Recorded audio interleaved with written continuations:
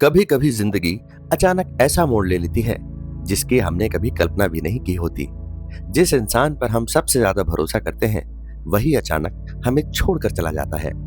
तब दिल टूटता है, सपने बिखर जाते हैं और ऐसा लगता है कि अब आगे बढ़ना बहुत मुश्किल है। ऐसे समय में इंसान खुद को दुनिया से अलग कर लेता है। लेकिन कभी कभी जिंदगी हमें ऐसे लोगों और जगहों से मिलवाती है जो धीरे धीरे हमें फिर से जीना सिखाते हैं। एक ऐसी ही दिल को छू लेने वाली कहानी है सातोशी यागिसावा की किताब days at the Morisaki book shop की। नमस्कार दोस्तों, आप देख रहे हैं द समरी रूम, जहां हम आपके लिए लेकर आते हैं दुनिया की बेहतरीन किताबों की आसान और दिलचस्प कहानियां। आज हम जिस किताब की कहानी जानने वाले हैं वो एक बहुत ही शांत, सुकून देने वाली और भावनाओं से भरी कहानी है। ये कहानी हमें बताती है कि किताबें सिर्फ पढ़ने की चीज नहीं होती, बल्कि कई बार हमारी जिंदगी बदल भी देती हैं। Days at the Morisaki book shop जापानी लेखक सातोशी यागिसावा का लिखा हुआ एक बेहद लोकप्रिय उपन्यास है। ये कहानी टोक्यो के एक खास इलाके जिम्बोचो में घटती है, जो अपनी पुरानी किताबों की दुकानों के लिए मशहूर है। इस कहानी का मुख्य किरदार है टाकाको नाम की एक युवा लड़की, जिसकी जिंदगी अचानक एक बड़े झटके से बदल जाती है। ये किताब सिर्फ एक लड़की की कहानी नहीं है, बल्कि ये कहानी है टूटे दिल की, नई शुरुआत की और किताबों के साथ बनने वाले खास रिश्ते की। कहानी की शुरुआत टाकाको से होती है। टाकाको टोक्यो में काम करने वाली एक साधारण लड़की है। उसकी जिंदगी ठीक चल रही होती है और वो अपने बॉयफ्रेंड के साथ भविष्य के सपने देख रही होती है। लेकिन एक दिन अचानक उसका बॉयफ्रेंड उसे बता देता है कि वो किसी और लड़की से शादी करने वाला है। ये सुनकर टाकाको पूरी तरह टूट जाती है। जिस रिश्ते पर उसने भरोसा किया था वही रिश्ता अचानक खत्म हो जाता है। इस घटना के बाद टाकाको की जिंदगी पूरी तरह बदल जाती है। दिल टूटने के बाद टाकाको धीरे धीरे उदास और चुप रहने लगती है। वो अपने काम पर ध्यान नहीं दे पाती और आखिरकार अपनी नौकरी भी छोड़ देती है। अब उसके पास ना कोई लक्ष्य है, ना कोई उत्साह। वो अपने छोटे से अपार्टमेंट में अकेली रहने लगती है और ज्यादा लोगों से मिलना जुलना बंद कर देती है।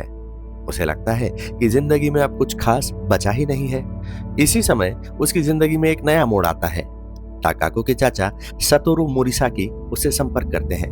वे टोक्यो के जिम्बोचो इलाके में एक छोटी सी पुरानी किताबों की दुकान चलाते हैं, जिसका नाम है मोरिसाकी बुक शॉप। सतोरू उसे कहते हैं कि अगर वो चाहे तो कुछ समय के लिए दुकान के ऊपर बने छोटे कमरे में रह सकती है। शुरुआत में टाकाको थोड़ा झिझकती है, लेकिन आखिरकार वो वहां जाने का फैसला करती है। जब टाकाको मोरिसाकी बुक शॉप में रहने लगती है तो उसकी जिंदगी धीरे धीरे बदलने लगती है। दुकान चारों तरफ से पुरानी किताबों से भरी हुई है। शुरू में उसे किताबों में कोई खास दिलचस्पी नहीं होती, लेकिन धीरे धीरे वो किताबों को पढ़ना शुरू करती है। हर किताब के साथ उसे एक नई दुनिया मिलती है। किताबें उसे सुकून देने लगती हैं। टाकाको के चाचा सतोरू एक अजीब लेकिन दिल के बहुत अच्छे इंसान हैं। वे किताबों से बेहद प्यार करते हैं और अपनी छोटी सी दुकान को बहुत लगन से चलाते हैं। सतोरू टाकाको पर कोई दबाव नहीं डालते।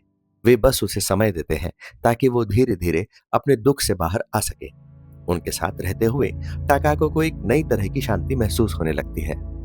जिम्बोचो का इलाका किताबों की दुकानों के लिए मशहूर है।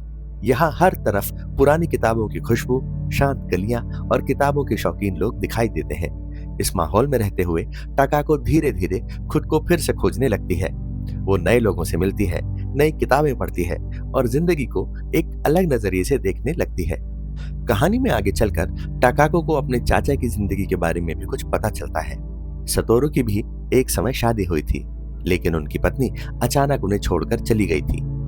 उस घटना ने सतोरू को बहुत दुख दिया था, लेकिन उन्होंने अपने दुख को किताबों के सहारे संभाल लिया।